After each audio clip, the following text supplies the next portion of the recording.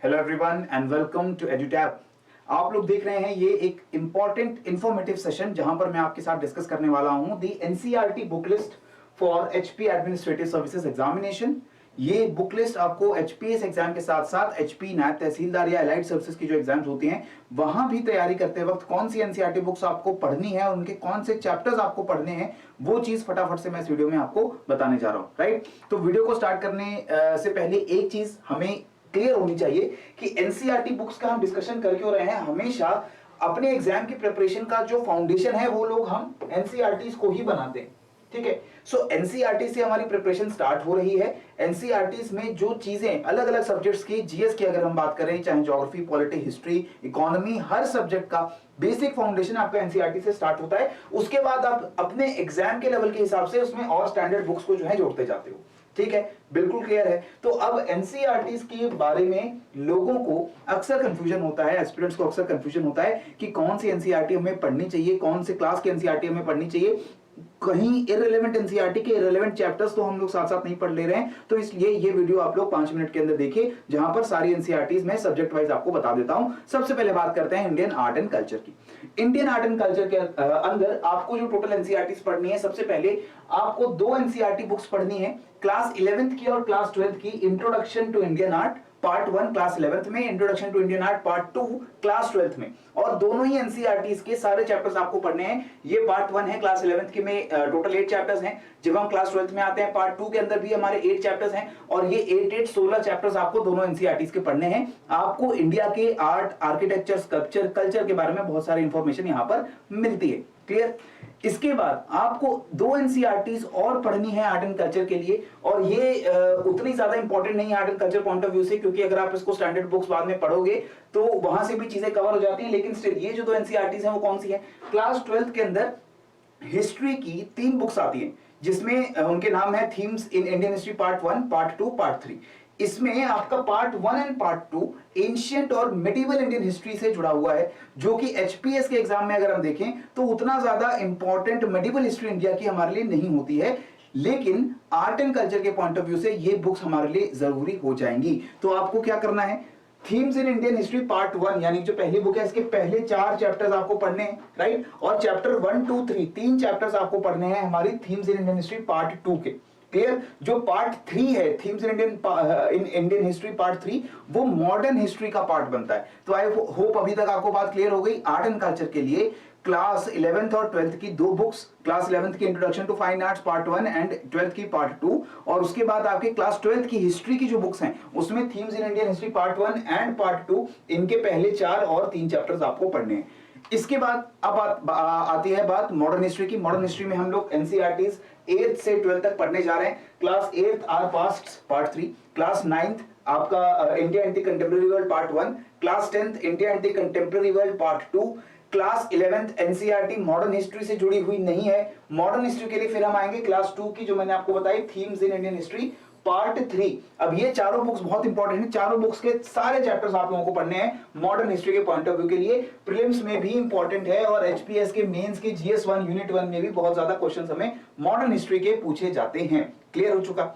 इसके बाद world history. अब वर्ल्ड हिस्ट्री प्रीलिम्स में तो नहीं आती है हमारी, लेकिन मेंस के जीएस 1 यूनिट 1 में मॉडर्न हिस्ट्री से क्वेश्चंस आते हैं। तो वहां पर हमें कौन सी एनसीईआरटीज पढ़नी पड़ेंगी? सबसे पहले NCERT India and the contemporary world 9th और 10th क्लास की हमारी एनसीईआरटी है।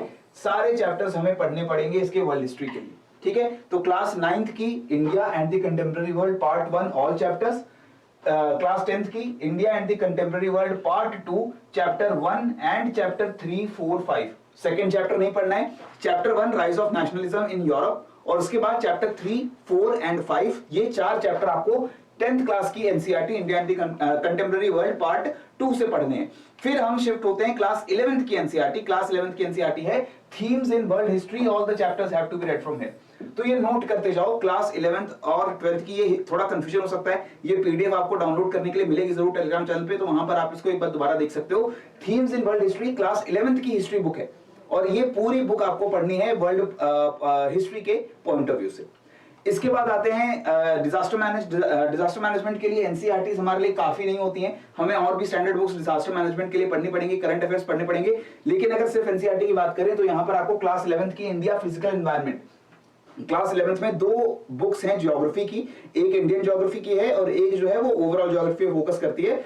इंडियन ज्योग्राफी की जो बुक है उसका नाम है इंडिया फिजिकल एनवायरनमेंट। इसका चैप्टर नंबर 7 पढ़ना है हमें, natural hazards and disasters, causes, consequences and management. तो ये 7th चैप्टर हमें से पढ़ना है क्लास 11th की ज्योग्राफी एनसीईआरटी बुक का, ठीक है, फॉर डिजास्टर मैनेजमेंट। फिर बात आती है ज्योग्राफी की, तो ज्योग्राफी में सबसे पहले तो क्लास 9 से class 12, 9th 10th 11th 12th सारे चैप्टर्स आपको पढ़ने हैं। क्लास 9th एंड 10th की contemporary India part 1 and part 2 of 9th 10th, all the chapters have to be read. इसके बाद क्लास 11th की दो एनसीईआरटी बुक्स, जैसे मैंने आपको बताया, physical geography of the world, physical geography of India, human geography of the world, human geography of India, सारे chapters पढ़ने हैं। ज्योग्राफी के लिए तो एनसीईआरटीज अगर आप पढ़ते हो तो उसके बाद आपकी काफी मेहनत कम हो जाती है, आपको और ज्यादा दूसरी बुक्स पढ़ने की जरूरत नहीं पड़ेगी, ठीक है। इसके बाद ज्योग्राफी में ये सारी एनसीईआरटी में क्लियर हो गई, 9th 10th 11th 12th सारी एनसीईआरटीज पढ़नी पड़ेगी। उसके बाद चलते हैं सोशल इश्यूज के ऊपर। Again social issues not very important for the prelims, but mains GS1 के पेपर में जो 3rd यूनिट आता है पूरा सोसाइटी से जुड़ा हुआ, इसके क्वेश्चंस को आंसर करने के लिए, इसके टॉपिक्स को समझने के लिए जो सोशियोलॉजी की समझ है कहां से आएगी, आपको दो बुक से आएगी। सबसे पहले क्लास 11th की इंट्रोड्यूसिंग सोशियोलॉजी, इसके आपको पहले 4 चैप्टर पढ़ने हैं। टोटल 5 चैप्टर्स हैं इसमें, टोटल 5 चैप्टर्स हैं, उसमें से लास्ट चैप्टर आपको नहीं पढ़ना है, वो रेलेवेंट नहीं है, आपको सिर्फ पहले 4 चैप्टर्स पढ़ने हैं क्लास 11th एनसीईआरटी के। और class 12th NCERT Indian society, इसके 7 चैप्टर्स हैं, वो सातों चैप्टर्स आपको पढ़ने हैं। तो 2 एनसीईआरटी आपको मिल गई क्लास 11th और क्लास 12th की फॉर इंडियन सोशल इश्यूज, पहला इंट्रोड्यूसिंग सोशियोलॉजी और दूसरा Indian society. Clear? Next up बात करते हैं इंडियन पॉलिटी की। For polity again we recommend various reference books, लेकिन यहां पर आपको समझना पड़ेगा कि एनसीईआरटीज में भी पॉलिटी को लेकर के बहुत सारे ऐसे कंसेप्चुअल डिस्कशंस हैं जो आपको बहुत ज्यादा प्रिपरेशन के अंदर फायदा करेंगे। जैसे सबसे पहले आपकी जो पार्ट 1 एंड पार्ट 2 है डेमोक्रेटिक पॉलिटिक्स की for class 9th and 10th। So 9th और 10th की सारे चैप्टर्स आपको पढ़ने हैं। बुक्स का नाम है democratic politics 1 and democratic politics 2। इसके बाद हम चलते हैं क्लास 11th के ऊपर। क्लास 11th की एनसीईआरटी है इंडियन कॉन्स्टिट्यूशन एट वर्क, ये आपको पढ़नी है। क्लास 12th के ऊपर आपको नहीं जाना है, क्लास 12th उतना रेलेवेंट नहीं है हमारे एग्जाम पॉइंट ऑफ व्यू से। So class 9th 10th and 11th ये 3 NCERT books for Indian polity आप चाहें तो पढ़ेंगे। क्लियर?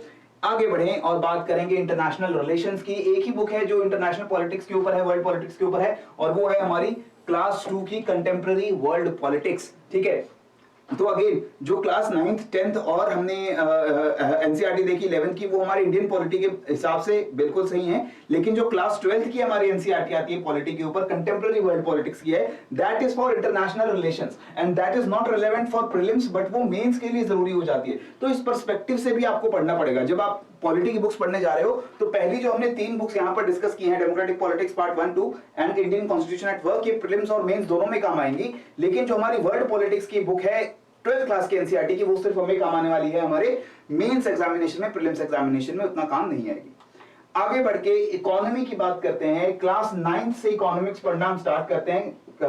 इकोनॉमिक्स बुक का नाम है क्लास 9th की understanding economic development class 10th, then class 11th Indian economic development, और क्लास 12th के अंदर 2 बुक्स आती हैं इकोनॉमी की। पहली बुक का नाम है इंट्रोडक्टरी माइक्रो इकोनॉमिक्स और दूसरी का नाम है इंट्रोडक्टरी मैक्रो इकोनॉमिक्स। आपको सिर्फ इंट्रोडक्टरी मैक्रो इकोनॉमिक्स पढ़नी है। Microeconomics is not at all relevant for your examination. तो सारे chapters belonging to these 4 books, economics understanding economic development 9th and 10th, then 12th Indian economic development and 12th introductory macroeconomics. These are the 4 books you have to read for economy, and after that you can consult various reference books। बाकी reference books जो है आप चाहें तो वो पढ़ सकते हैं, ठीक है जी। इकोनॉमी की अब ये बात हो गई। फिर फाइनली साइंस। अब साइंस के लिए तो देखो, साइंस के लिए एनसीईआरटीज के बाहर जाने की आपको बिल्कुल जरूरत नहीं है, इसको प्लस थोड़ा सा हम सप्लीमेंट कर लेंगे करंट अफेयर्स के साथ, और कोई दूसरी बुक आपको साइंस के लिए पढ़ने की जरूरत नहीं है। कौन सी बुक्स पढ़नी है? Class 6th 7th 8th 9th 10th, 6th से लेके 10th तक की ये 5 साइंस की बुक्स एनसीईआरटी की पढ़ डालो, इन्हीं को रिवाइज कर लो, और जो भी क्वेश्चंस आएंगे प्रीलिम्स में चाहे मेंस में, वो आपको इन्हीं बुक से आएंगे या फिर आपको करंट अफेयर से आएंगे, राइट। तो एनसीईआरटी बिल्कुल आपका 100% सॉल्यूशन है for the subject of general science. Next comes up your environment. Now environment के लिए एनसीईआरटीज के अंदर कोई बहुत ज्यादा अच्छा सोर्स अवेलेबल नहीं है। क्लास 7th की एनसीईआरटी है अवर एनवायरनमेंट, इसका पहला चैप्टर आप चाहो तो पढ़ सकते हो, लेकिन एनवायरनमेंट के लिए मैं आपसे यही रेकमेंड करूंगा कि एनसीईआरटीज के बजाय दूसरी कुछ ऐसी बुक्स हैं जो आपको पढ़नी चाहिए।